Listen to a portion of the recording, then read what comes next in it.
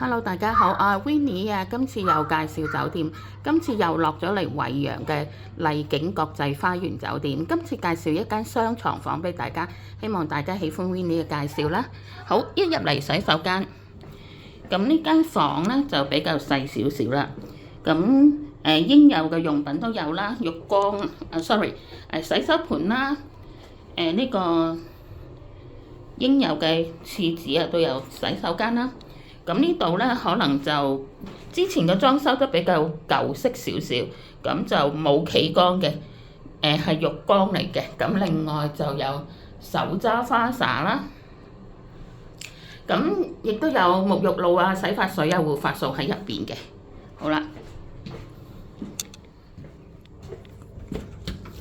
好，呢個就係一個比較細小嘅衣櫃，有浴袍俾大家可以着落去游水啦。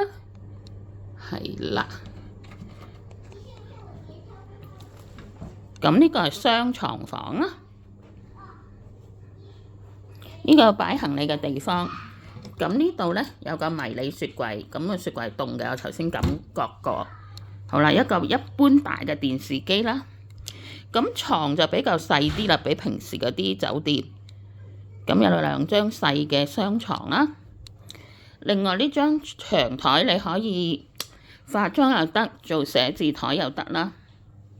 好啦，又有兩樽免費蒸餾水啦、茶包啦。佢嘅茶包唔係綠茶，都係綠茶，不過佢個茶包好得，係碧螺春嚟嘅，靚少少嘅個茶包。好啦，就有兩張凳俾你坐喺度，食嘢又好，傾偈又好，點樣都好。但係呢個景觀就間間唔同，有啲景觀咧就望泳池嘅。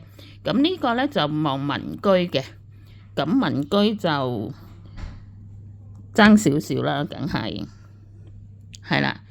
咁呢間房咧個價錢咧喺香港嘅 Trip.com 度訂咧就係呢個330蚊港紙。咁酒店價格有升有跌，會有唔同嘅價錢啦。咁希望你喜歡 Winnie 嘅介紹。